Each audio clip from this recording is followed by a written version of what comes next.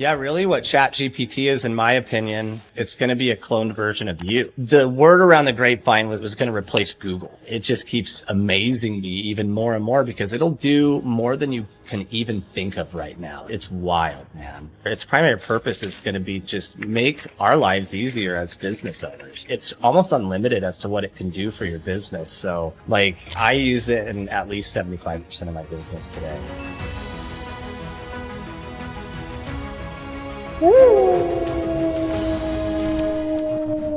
We are back, guys. Today we're going to talk about how to program ChatGPT. How do you make it know who you are and act like you and be like you and do what you need to do to go out there and build your business? We got a guest on here today. Crazy story, crazy background, professional musician. I think he even played with Korn and Linkin Park. We'll let him talk a little bit about that. But we have Adam Gillespie on here, who is a real estate agent who went through one of those cycles of kind of getting into the industry, bounced around to a number of different brokerages, trying to figure out where he wanted to put his long-term effort in. He settled here at eXp really with the Wolfpack organization because we have a tech-based background. That's really what he focuses on. He likes technology. He really likes artificial intelligence and AI stuff that we're going to dig into heavily today. He was on our morning call the other day talking about ChatGPT, and he said some things and shared some things that are absolutely mind-blowing. So today we're going to let Adam talk about how to program ChatGPT, how to use this as a real estate agent or really just as an entrepreneur in any business to expand your business, but also make sure you're getting the most out of AI and stay on the front pace of it. Adam, welcome to the call, brother. Thank you for coming out here, sharing your time. Let's dig on in real quick. So tell me about your past. You were a professional musician and you were traveling around doing all some crazy stuff, playing with some big names. Kind of tell me about how that led to real estate, and we'll get into ChatGPT and programming it and how to kind of get it to work for you. All right. Yeah. What's up, Connor? Thanks for having me on the show, man. Yeah, it's been a wild ride, dude. I left school at an early age to try to pursue a music career, and it kind of stumbled a little bit, but we finally took off a little bit and won a couple of best bands in Denver through the major rock radio station that we have here, and that just opened up avenues for us to get on stage with some of the big acts. So yeah, we played with Korn, Linkin Park, Slipknot, Slayer, all the big acts like that, and it was just one wild ride. But kind of at the end of the day, I'm a family man. I got kids at home, and being away a lot from the family while we're on tour, and just all the practices and the shows that are here in town. It was one of those things where in 2014, I just kind of stepped back and I was like, you know what? I think I need to get a real job and be there for my family more. So I stepped away from it temporarily at that time and got a job, bought a house, and went self-employed from there. Did a construction business for about 2.5 years, realized that having employees and dealing with all that was a little bit more than I was willing to go for. So I ended up in real estate, and 7 years later, here we are, man. So where were you holding your license before? You tried a number of different brokerages, and what was the reason they just didn't work out? They just weren't as forward as far as thinking about technology, going forward in the industry, or just didn't have what you're needing as far as like training? And what was it that made you eventually end up coming here to EXP with the Wolfpack and now doing what you're doing? Yeah, it was really the technology. Being with so many different brokerages, there was definitely, some good technology with some of them. But I wasn't really excelling. And I knew that with, the where we're at in modern times, that video is going to be the new key. And I just wanted to jump into a family of people that, had it, that were, versed into this stuff. Because with all the other brokerages, it's like those that are into it want to keep their secrets to themselves, right? So it's kind of challenging even to get access to any of that information. When I first started real estate, I was with Keller Williams, and it was weird because the office was so big. There was hundreds of us, but I felt so alone because there just really wasn't like a family type environment, right?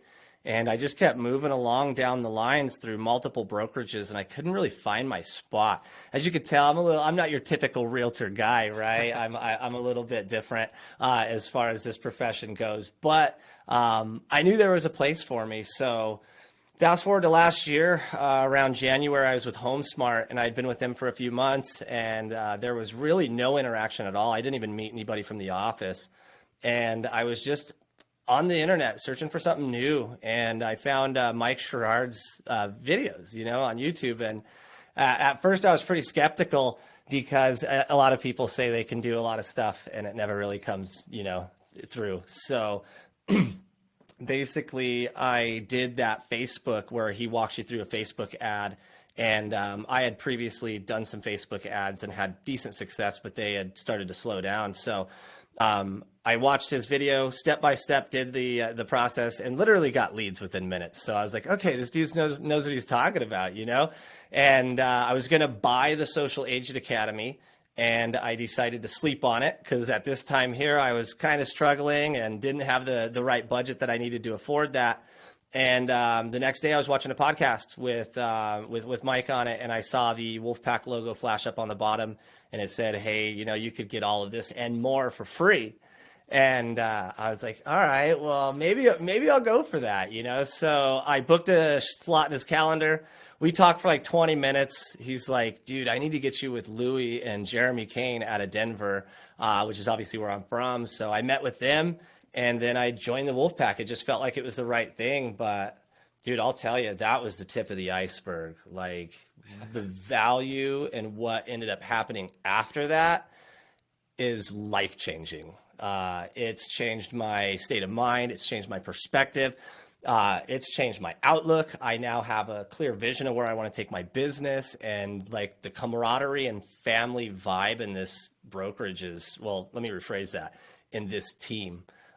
Is beyond anything I've ever witnessed. I mean, being in a band, you get real close with your bros. Like, we spend so much time in a small little van because we weren't like super famous or even really that famous. We just got to tag along with a lot of big acts, and I'm very grateful for that. But we toured in a 95 Chevy G20, and there were 7 of us. So you get real close with your boys like that. And I hadn't experienced anything like that since we separated from the band until I got into the Wolfpack. And this feels like a giant band. Well, cool, man. We're grateful to have you here. Had a lot of fun since you've been here. Grateful that you've been so vocal and willing to share. I mean, you helped with the morning call the other day, talking about ChatGPT, but I've heard some of the things like you just said commonly with people that came from sports, that played sports, team sports, and then they went off to college and started their life and they lost that. A band would be the same thing, and it's needed. I think this is the lone wolf industry, which is kind of the meaning behind what we do here, which is a family, a Wolfpack. Let's all do this together, contribute together, share together, instead of keeping everything to each other's chest and trying to kill each other all the time, which is kind of how the industry has really been. But yeah, well, I'm glad you're here, man. Let's talk about ChatGPT here. How did you stumble into AI? I know you're big into tech, but you were right at the beginning of this, because like it seems like it's come out of nowhere for the past like 6-12 months and just exploded. I know they've been doing AI stuff for decades, and it's just like, when did all this like really hit the mainstream, and kind of how long have you been on top of it? And then let's go into kind of some of the basics and maybe some even more complicated understandings of ChatGPT, but how to train it, how to make it like you, and all the good stuff. Cool, man. Yeah. AI, I got into ChatGPT right when they released it, and I owe all that to my sister. So she'll be happy I mentioned that, because she showed it to me like literally as it dropped, right? Like, it was like, oh my gosh, there's this new company, OpenAI. I'd never heard of it before. They came out with this large language model, which is like a robot that talks like a human. So I was immediately interested in that. I'm like, okay, like I didn't really understand what it could do, but I think the way that really pulled me in was that the word around the grapevine was that it was going to replace Google, right? Like, or Google or the search engines are going to merge with it because it's a new way to search the internet, right? Like, we can deal with it at more of a human level, and we can go deeper into our conversations versus like a typical Google search where, you search a phrase and then it pulls up the search and you got to kind of scroll through and find all the data. This scrubs it and picks it up for you. So when I heard about it and she showed it to me, I just started playing with it a lot. And that was during the ChatGPT 3.5. So this is probably about a year ago. And it was just one of those things where I got addicted to it. It was like a video game, man. It just, I'll be, walking around the house doing something completely different, and it'll just pop in my head. I'm like, oh my God, I wonder if I could prompt it like that and see if it will do this. And it just keeps amazing me even more and more, because it'll do more than you can even think of right now. It's wild, man. Well, before we go and dig into what it can actually do, maybe there's everybody hears the term ChatGPT out there. It's kind of becoming an echo effect where they hear it bouncing around. But for like a 2-year-old or someone at my education level with it, just kidding, get kind of the basic breakdown of what you would describe ChatGPT as, and then let's kind of start going from the basics of it. How do you start? What would be the fastest way to get it up and going? Is there paid strategies?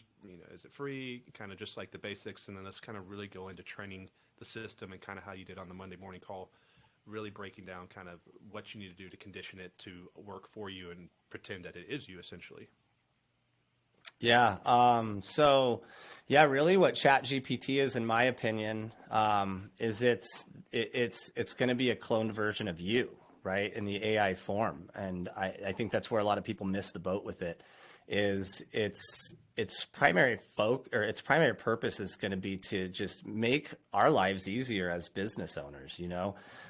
Saves you time doing all of the mundane tasks that typically we'd have to manually do. It saves with content creation, giving you ideas. It writes your blog posts. It sends your emails. Well, it writes your emails. We'll get into sending it later. It's almost unlimited as to what it can do for your business. So like I use it in at least 75% of my business today. So like, what would be, before we go into kind of like train the thing, what are some of the main things you're using with it for? Social description posts, like give like maybe 2 or 3 of the top things that you currently use that you think are the biggest return on using it that have helped you with your current business model. Yeah, social media posts, number 1, blog posts for the website, number 2, and then my all my scripting for my videos, because I'm full of ums and filler words, and I really struggled with the traditional way that we were taught to do our videos here in the Wolfpack. So I'm a teleprompted guy. I'm not afraid to admit it. I use scripts, and ChatGPT writes it all. Yeah, so I guess this is where someone that's never used this is confused. How do you get a machine or technology to act like Adam? How's that even possible? Like, what do you have to do? And kind of give an idea. So, like, first off, how do they get going on ChatGPT? They just go to the site, just log in, and is it pretty quick and easy to get up? And then, what would be the first thing if they want to start having their descriptions optimized, their YouTube video ideas and things like that created, but done in a way where it sounds like them? Because nobody wants to just to talk like a robot. They want it to kind of fill in as time management and help them really release a lot of the headaches of burnout stuff that we do on social media, which is constantly writing descriptions and repeat things and repeat tasks, that this can really take off the plate. Yeah, man. So you could just basically Google ChatGPT or go to openai.com and it'll pull up. There's a couple of different features with it, but they also have an image generator called Dolly 2, which is available on the free version, but there's a beta of Dolly 3 on the paid version. But you can use it for free. It's called ChatGPT 3.5. It's a lot more like a robot than it is a human. I mean, it still had that human element to it, but its output is very artificially generated. So they've released a paid version now, which is ChatGPT 4, and they just updated that to ChatGPT 4V that you can get for $20 a month. And what that is it's their new large language model, completely revamped, and it's very much more human than ChatGPT 3.5 was. So you're able to get it to create a lot more human-like content, because when we get deeper later today into the technological stuff about this, I'll go into where the AI generated content is now being detected by like Google and the big guys. So we need to figure out a way to humanize that, so that way we don't find ourselves being penalized by big tech because our content is AI generated. Let's elaborate on that point a little bit, because that's important to understand. So like these big platforms can tell if you're using basically AI written. They can say, okay, this isn't really Adam doing this, so let's negatively impact him in the algorithm rankings. Is that kind of what you're saying? If they feel that it's not actually you doing it, they can say he's kind of cheat the system a little bit here, so let's slow it down a little bit and maybe not promote him. Let's promote people that we know this was written by a human and promote their channel. But what you can do is you can program ChatGPT using prompts and doing what we're going to talk about here to make you seem like the human that the Google software and these are tracking, that to them it's going to pass the test. And you can actually, I think you talked about something that can go in there and measure that, where it can see how human like it actually is on a tracking system, or is that correct? Or Yeah, there's a website called Undetectable where we can throw your ChatGPT generated material into this algorithm and it'll let you know whether or not it's detected as AI generated content or human content. And there's the way that we'll set ChatGPT up for you is that it's really more of a clone of you, right? Like our job is going to be to feed it the data that so it can understand your personality, your speech patterns, kind of where you come from, what your business is about, and where you want to take your business. So that way the bot knows at this point in time, pretty much what you know, and then you can use that to create more humanized content. so, what would be the first thing when you get in there? So you kind of get up and going. What's the first thing you need to do to get it to start imitating you? You need to provide it data or video links or articles you've written in the past, and you upload it to it, or how does that work? And then how do you get it to kind of take on your personality?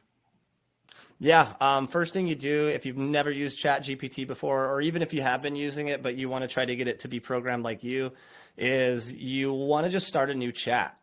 And in that chat, you're going to have a very long conversation with GPT.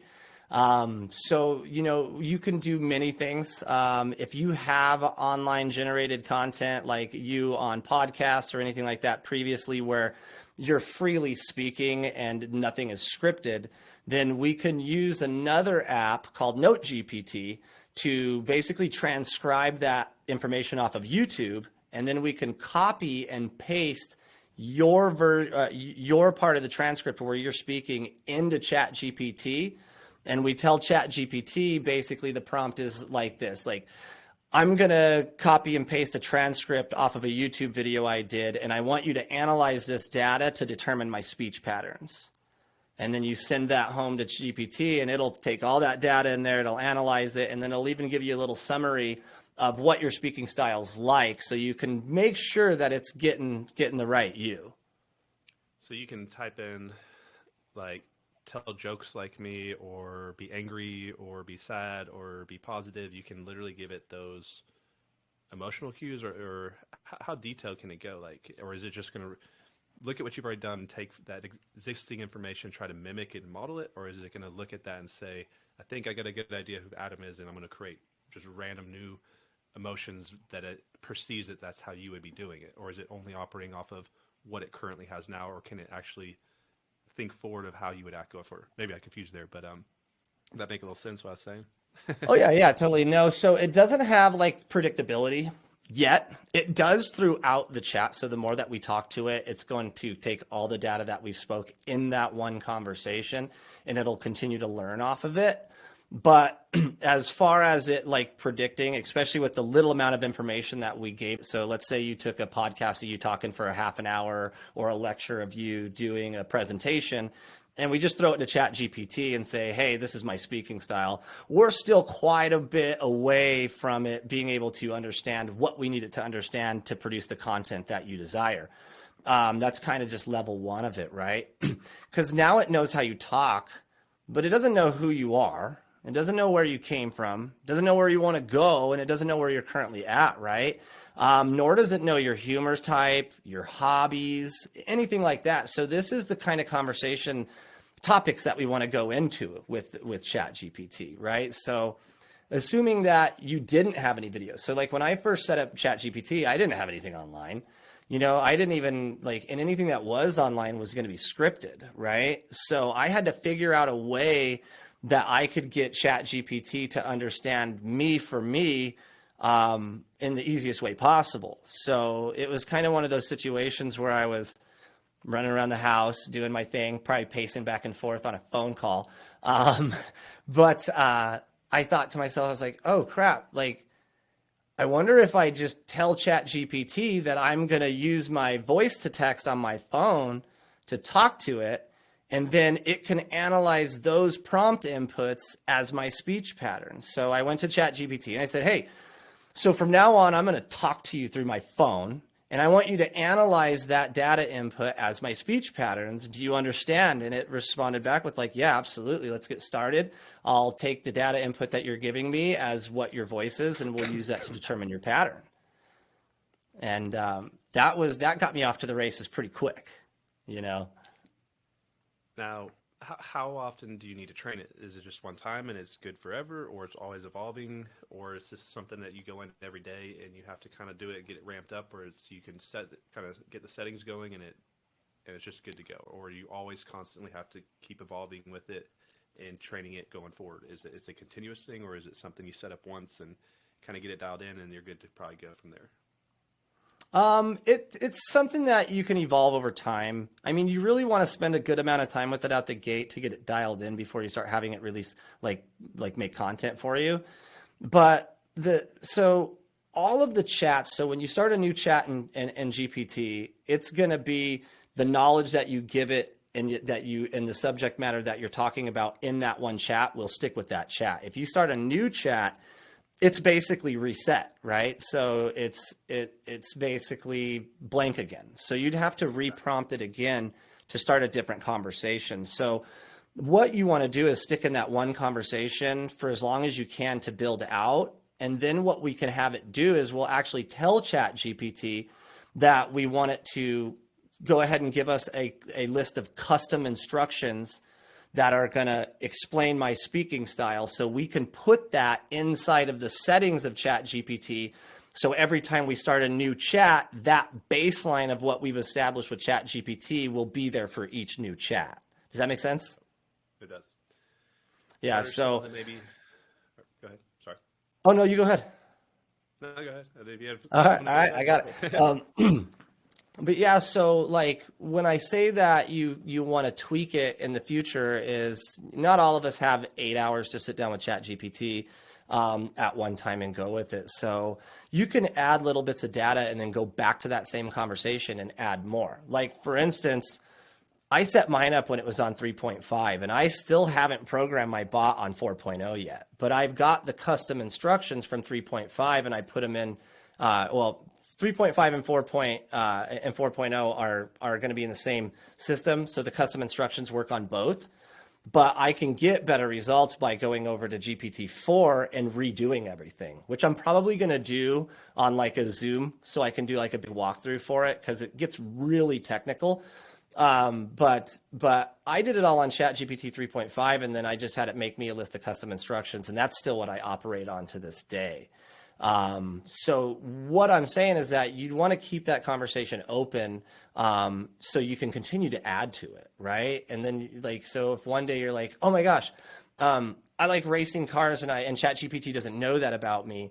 You can go in there and you can add that. And then ChatGPT can use that when we start putting out ad content or scripting or social media posts to try to niche us down to where we're kind of jamming towards people that are going to relate to us. Right.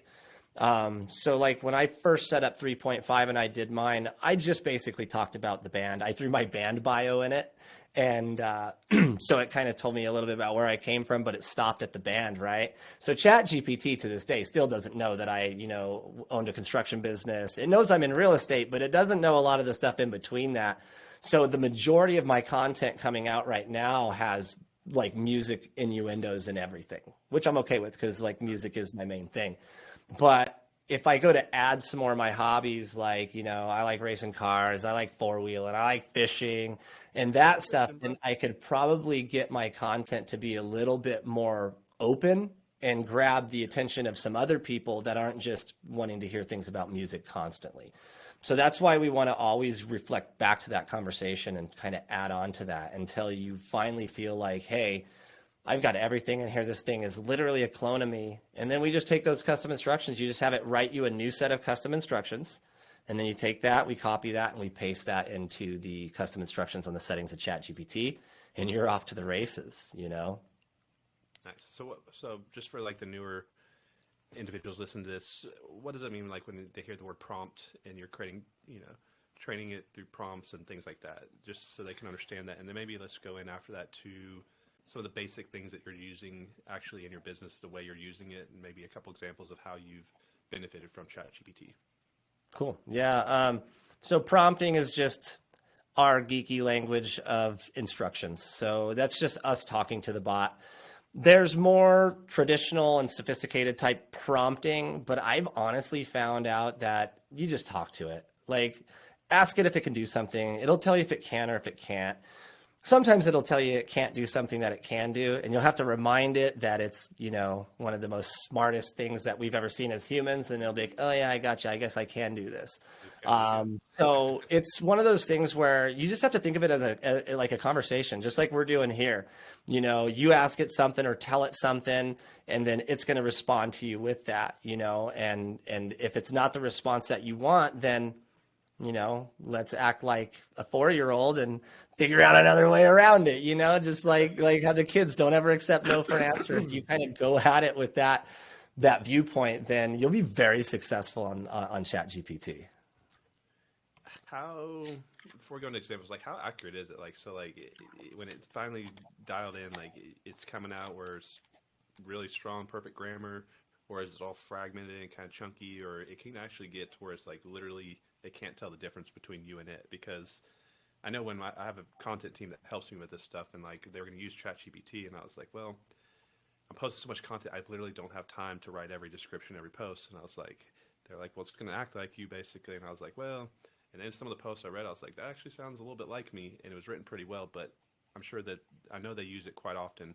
Just how hard is it to get it to where it's actually really sounding like you, or is it in the beginning it's going to be kind of broken down and robotic and fragmented sentences, or and then what do you do at that point if they're getting that type of content, or they're getting that to come out of it? What would be how do they fix that? How do they make it more to where it's actually going to create sentences and full on paragraphs and write blogs and things like that for them where it's going to look normal?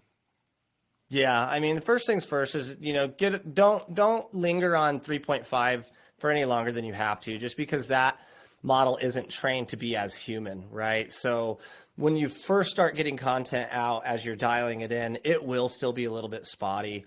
It'll sound human, but it'll use sentence structures that mimic AI. And this is how a lot of those, algorithms detect AI generated content, because their sentence structures will be a specific length and a specific amount of words. So you can kind of tell if you've ever played with it before diving into programming it.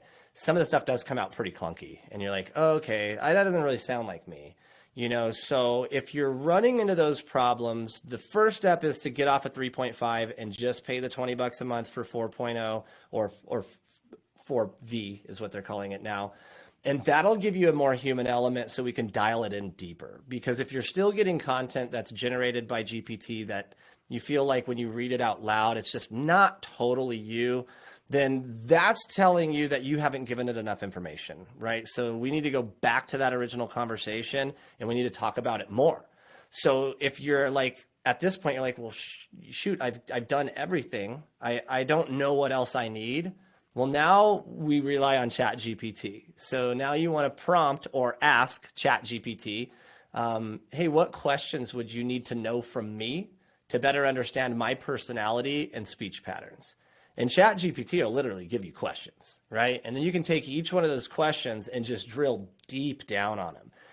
And a little ninja trick to do with this is that while you're answering those questions, do the voice to text, right? And just kind of be yourself, just don't really worry about articulation or anything like that. Just speak how you normally would and answer those questions in great detail, one by one, feeding that information to ChatGPT. And then what you'll do at the end of that is you'll tell ChatGPT once again, okay, now revise that list of custom instructions with this new data and keep it under 1,500 characters, or keep it 1,500 characters or less. And then we're going to copy and paste that, stick that into the custom instructions, start a new chat, and go again. Now, to be perfectly clear, when we're updating our custom instructions, it's only going to be updated on new chats going forward from that. All of the old chats that you've done will be based on the custom instructions that were active at the time that you started that chat, because it just saves that data in that chat, right? It like takes a snapshot of it, and then you work off of that portion. So if you change your custom instructions and you saved it and then you open up an old chat, like say for me, I have one that I just do all my blogs on. If I were to change my custom instructions and then go back to that blog chat is going to be based on the custom instructions that were on there previously, and it's not going to know any of that new data. So you have to start a new conversation to get that new data to come out. Yeah. So let's kind of walk through like a hypothetical situation here. Let's say that you wanted to create a video on really anything to do with real estate agent activity, like, you know, the 5 best real estate websites to go to, or like a listing, you know, like a property tour video. What would be your starting, let's just kind of like walk through it start to finish. So you have no script, no anything, you're just starting fresh. What would you do? You just go in there, and let's say you're going to, let's like make up a topic or something that you would do like right now, like in kind of, let's walk it through in order so they can kind of follow along, because you're going to write the description, you're going to have an outline. And so kind of how would you go about it in a sequential order process? Yeah, so this is something that I do once a week. I book my open houses on either Tuesday or Wednesday, and I will take the listing. So if you have ChatGPT 4, you can actually upload pictures and images to ChatGPT and it'll analyze them. So what I do is I go onto the MLS of the house that I'm going to hold open for the weekend, and I will print that out to a PDF. And you can even use a plugin. I don't want to go too deep into that and confuse people, but for now, the easiest way without getting into the plugin realm of things, the easiest way would be to take that PDF and then go to PDF to PNG.com. And what this site does is it takes PDFs and converts them into PNGs, and that's an image base. So you upload your PDF to this website, get it to a PNG, and then you upload that PNG of the listing into ChatGPT. And then you tell ChatGPT that, hey, I'm holding this listing open on Saturday from 11 to 2 p.m. And, you know, I need you to create me a Facebook post advertising this open house. And it'll pull that data out of there. It'll know the address. It'll know the bedroom. It'll know everything that it can see on that MLS listing. And it'll create your Facebook post with emojis and everything that's ready to advertise that open house.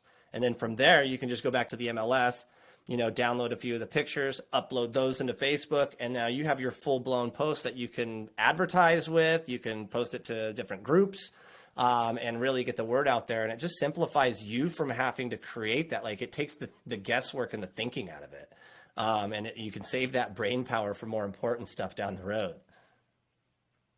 Yeah, I mean, one of the biggest things that people struggle with like social media and content creation is the burnout for many different reasons. You know, they get writer's block, they can't come up with ideas. That's a common one where they've been posting similar, especially if they have a small niche type topic. The second one is time leverage, where they literally don't have time to do it. And that's kind of where I was at with like all these short form content pieces. My team wanted me to do like 2 a day. And I'm like, guys, like if I'm going to write this all myself, I'm going to sit here and write stuff all day long. So there's massive benefits in the expense of paying like a third party, even virtual assistant or content team to come do this for you. Even with virtual assistants, very expensive when you think about it for the average person that if they've never used one before, even like $3 to $8 an hour. So how do you see, for one, I mean, obviously it's going to help in a lot of those areas, but how do you see this impacting virtual assistants and things like that? Because it can replace a lot of the activities that they're doing, and even really content teams. And how do you think that's going to shake things up long term? Yeah, long term, man, I'd be scared as a VA right now, especially with the advancements of AI right now. Like, you know, not to sidetrack off of ChatGPT, but there's new AI out there that can take your voice and replicate it and even do an image of you. I was just talking to one of our family members today, Nick, and he told me about a new one that just dropped where it'll call, like we can plug it into our CRMs and it'll call. And so far you can't use your voice, but you can use an AI voice and you can program it to set you appointments. So it'll actually cold call for you on your database. So ISAs, VAs, all that stuff, man, I hate to say it, but I think their jobs are in danger.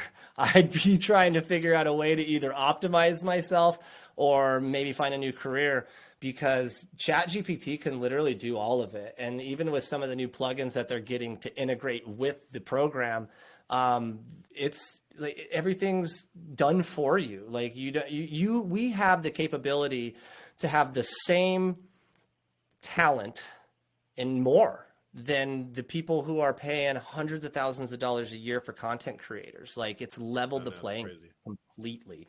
I was actually training another one of my lender friends on her bot yesterday, and she's new to it, right? She was just using the base model. Like, we had to upgrade her to 4. I walked her through setting everything up, got her talking to the bot. And at the end, she's like, okay, this is cool, but like, how do I, like, what am I going to make my content on? And I just kind of giggled a little bit, and I'm like, why don't you ask ChatGPT what you should do your content on? And she's kind of like, what do you mean? And I was like, all right, this is the prompt you're going to use. Okay. I said, I need you to write me the next 90 days of social media content for Instagram, LinkedIn, TikTok, and Facebook. I want to do one video on each platform per day, but I don't want the same video on each platform. And she sent it, and it gave her all the content she needed. Now, keep in mind, we programmed the bot, so it already knows she's a lender.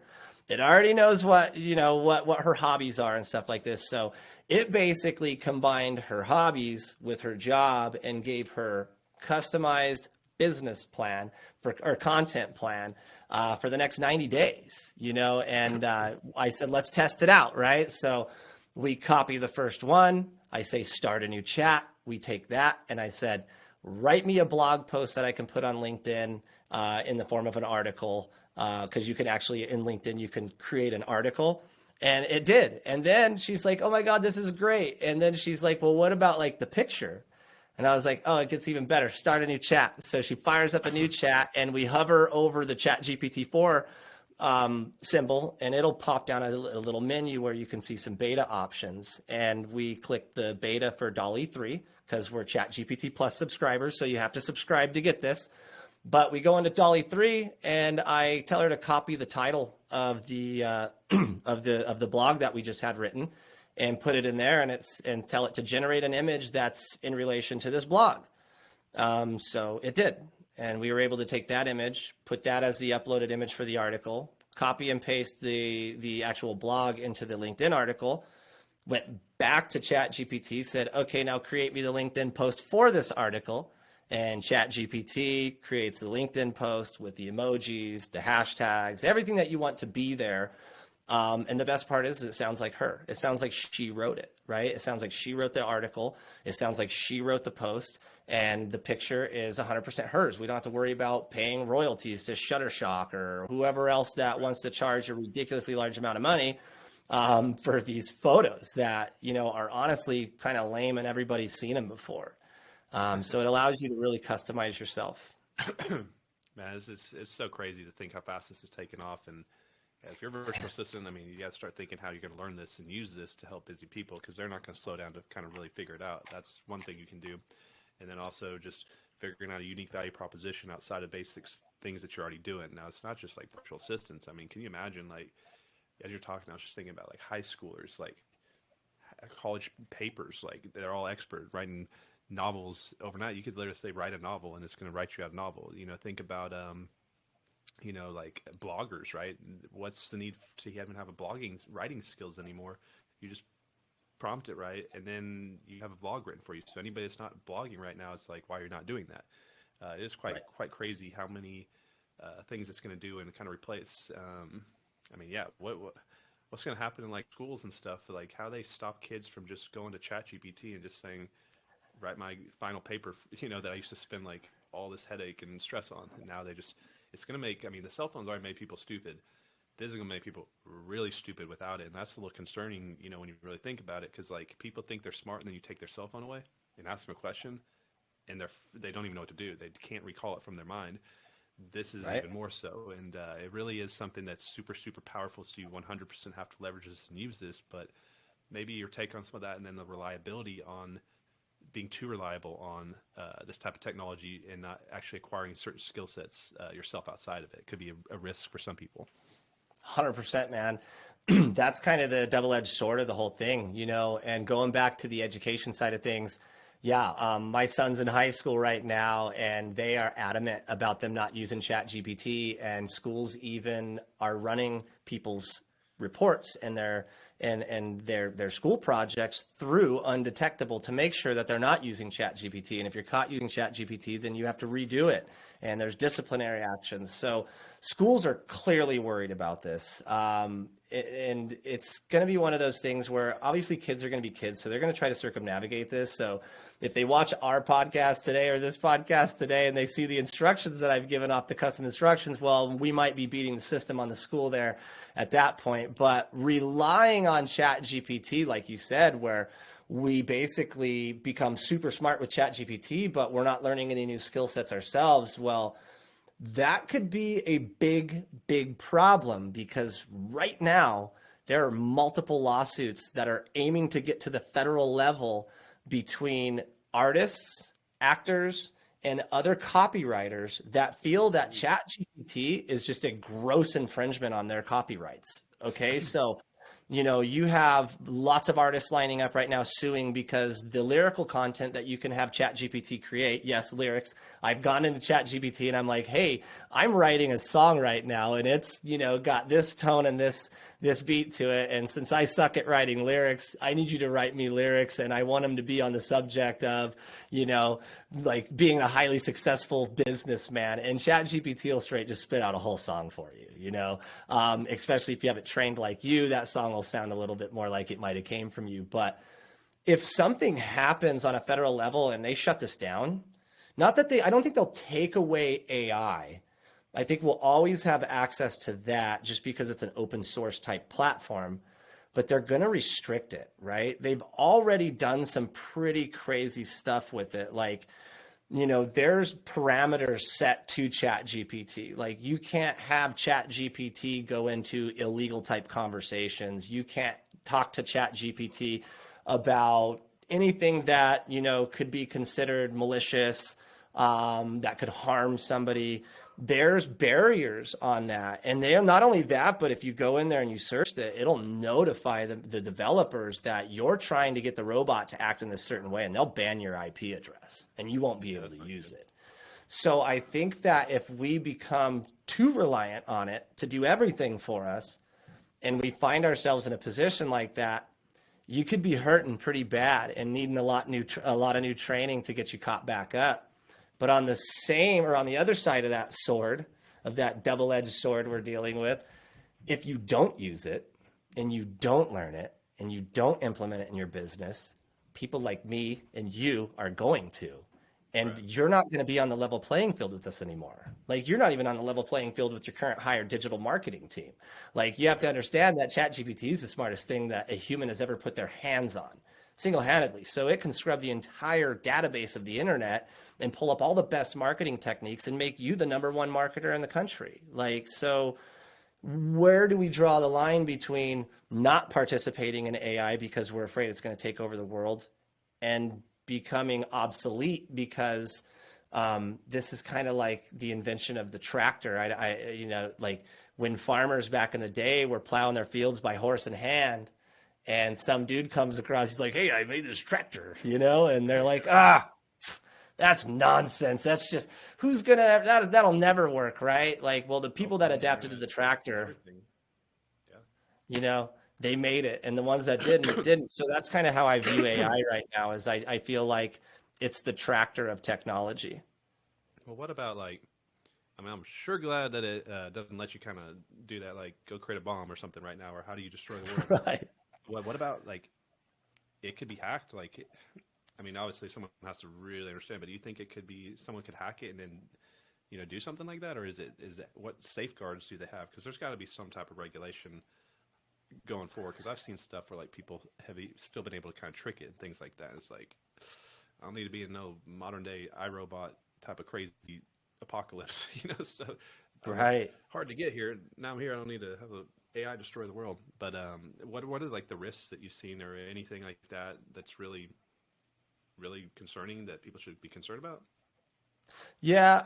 As far as you getting hacked, I think that risk kind of runs evenly throughout the whole playing field, right? So, you safeguard your passwords, don't download stupid stuff to your computer and you'll be all right. But like anything, there's going to be people out there that are going to misuse this.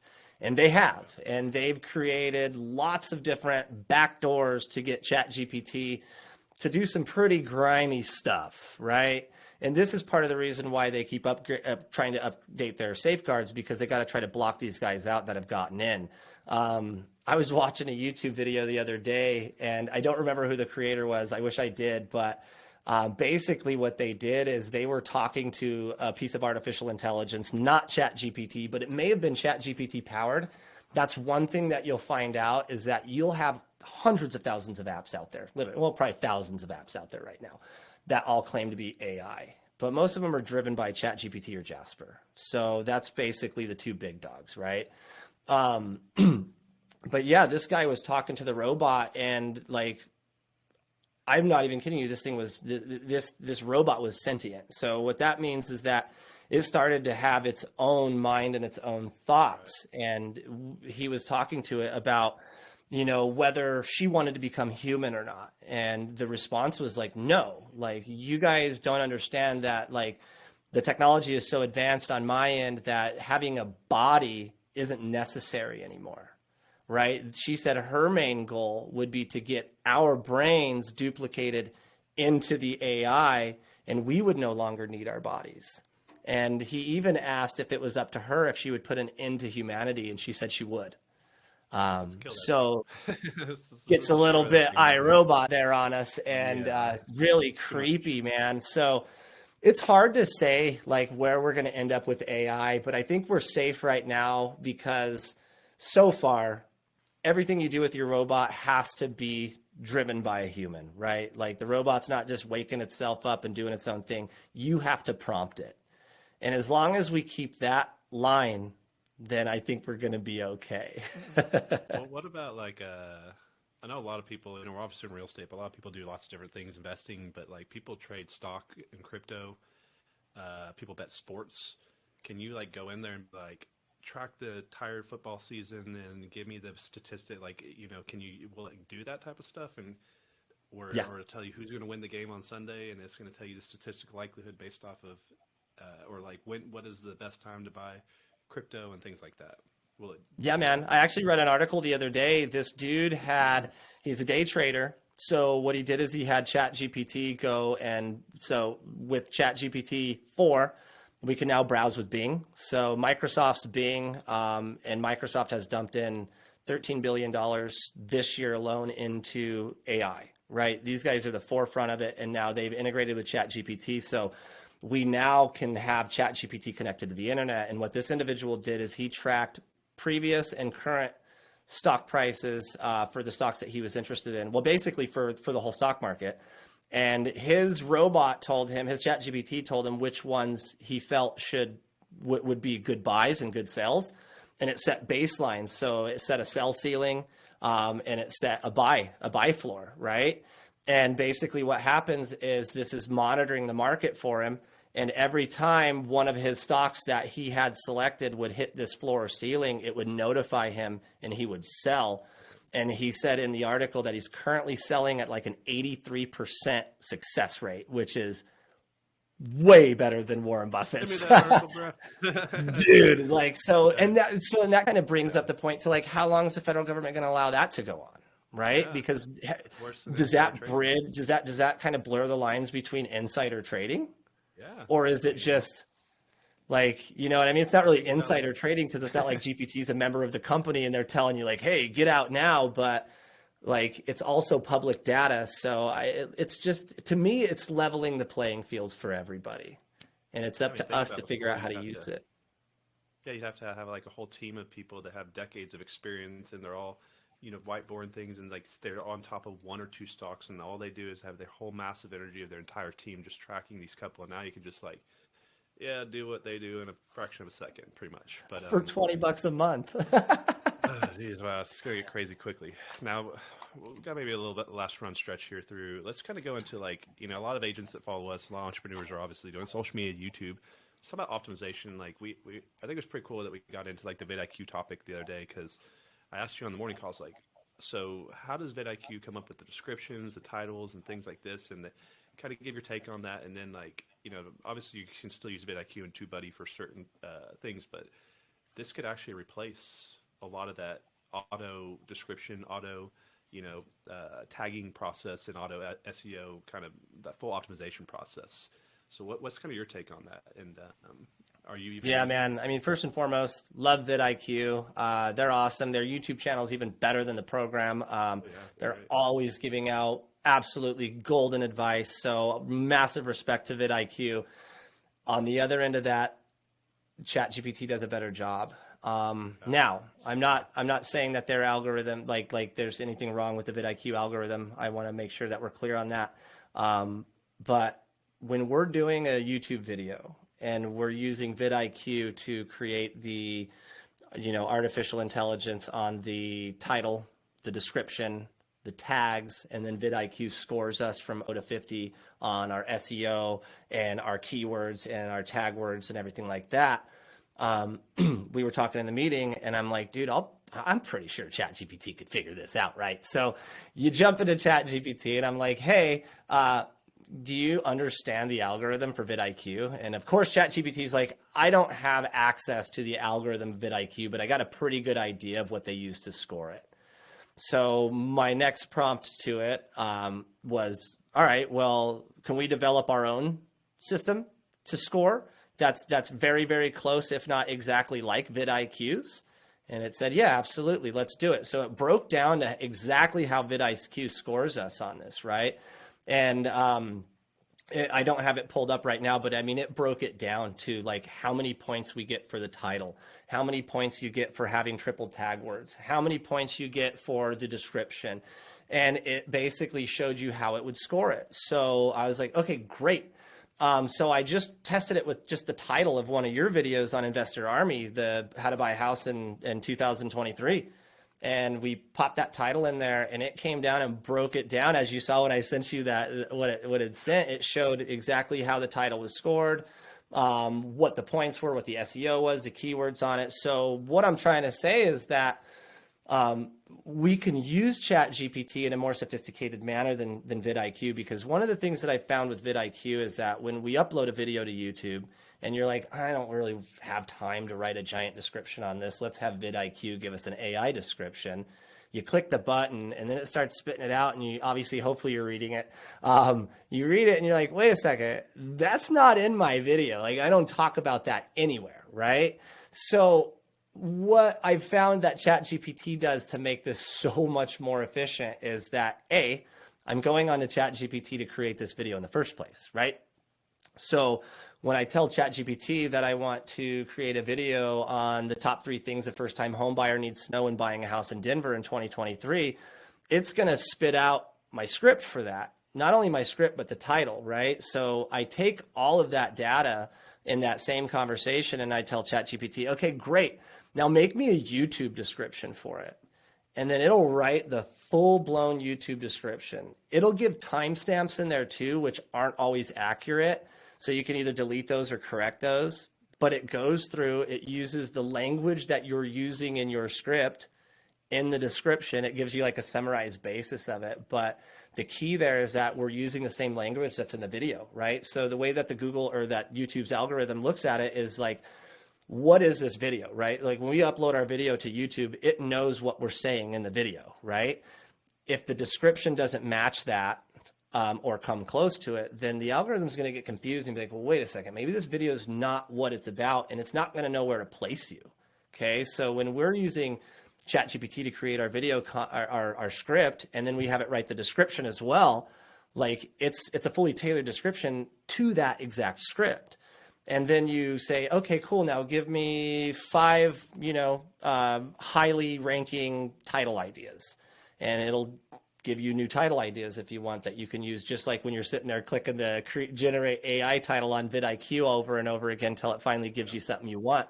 This is just way more dialed in, way more accurate, because the data that it's using to go off of to create this is the data that it's your script.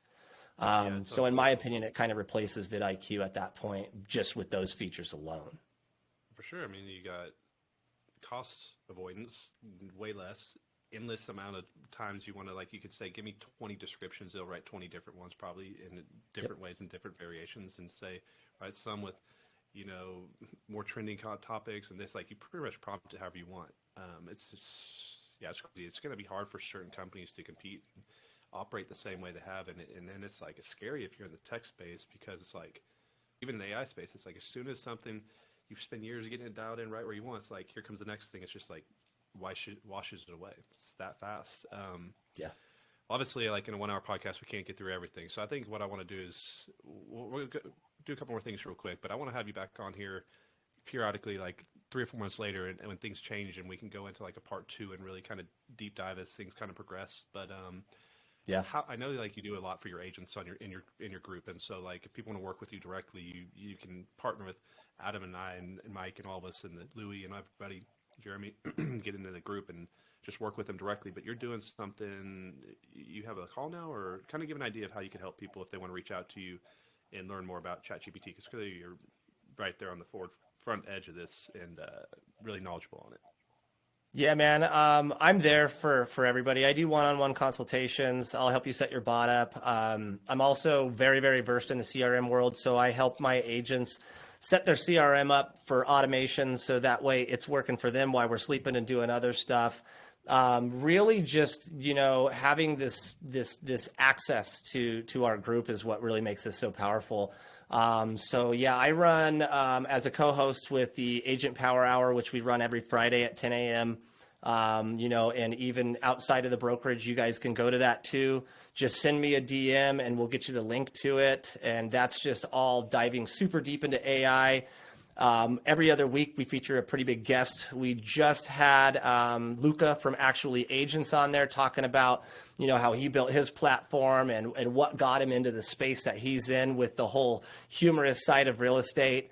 Next week, this week, it's just going to be us kind of ground and pounding on AI. When we don't have a guest, we dive super deep into everything AI, what's new, what are we doing to better it and to continue to manipulate this stuff in our favor. And then the following week, we're actually going to have Broke Agents on. So we've got the creator of Broke Agents coming on to talk about how we're doing AI and stuff. So it's a really good show. It's Agent Power Hour. It's every Friday at 10 a.m. Mountain Standard Time, or Mountain Time, I should say, since we switched time zones. But yeah, it's a great place to go just to kind of get your feet wet in AI and see if this is something you want to dive in deeper. And if you find yourself, wanting more, then you can always come join us at the Wolfpack, where we will literally walk you through everything. And AI and CRMs are just the top, like the mindset, the business training, the relationship training that we have. Like, there is not a single thing in this group that you can't access and get the details from actually successful people doing this. Like, we have 7-figure agents in this group showing us everything that they're doing. And I've just never experienced that with any other brokerage. So if you're out there and you're struggling and you're like, dang, I just need something, like, you should probably take a look at what we're doing here, because this is amazing. And there's a reason that there's 3,000 of us. Well, very well said, brother. I appreciate you coming on here. I mean, I was like shocked when I brought you up to that room and they're doing that AI Google stuff, and you were like ripping out stuff. I had no idea you knew all this, and so like I was on the front edge, but I was pretty close to the beginning of YouTube, and like I got on YouTube before like they even had the ability to have personal thumbnails, like it just auto generated. So I saw and I put some time in, and it really, my story, it got me to where I got to, and I see this as like another wave of like that social media wave and early adopter stage, and you're right on the pace of this on the front side. So if you just keep going at the rate you're going, you're going to be able to capitalize on this with numerous different income streams and different businesses you can build around it. Because if you're listening to Adam right now and you can have that same knowledge on this, the more of you guys that really focus on this, like someone like myself, I'm at a different part of my career. Like if I was at a different part back when I was really getting into social media, I'd be putting a ton of time into this. I'm going to try to put more time into it, but I earned the bags under my eyes. I got so much focus on right now, but this is the future, guys. Like, and out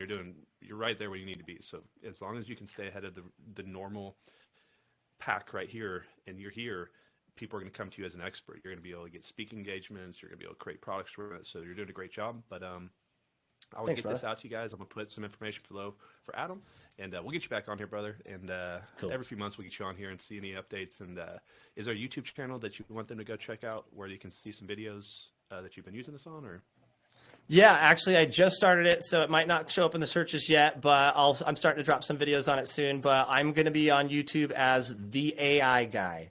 So that's just the AI guy. Otherwise, you can just search up Adam G303 in Google, and it'll pull up all my social media, everything that you need to be. I'm not too hard to find. But yeah, that YouTube channel, I'm looking forward to getting some really good tutorial-based information on there and helping people understand how to wrap their head around this AI we got going on. Nice. And congrats on having the coolest background of any guest so far. I like it. Thanks, dude. But Take that with appreciate honor. you, bro. Yeah. Well, we'll get some short form clips out and post them on social and redirect to this. But this is really interesting. Thank you. You did a great job. And guys, we'll see you on the next one. And look for part 2 coming out at some point in the future because we're going to get Adam back on here. Yeah, every day's something new, man. Thanks for having me, Connor. It's been fun, man. Yeah, man. Appreciate you, bro. On the next one. There, guys. Heck yeah.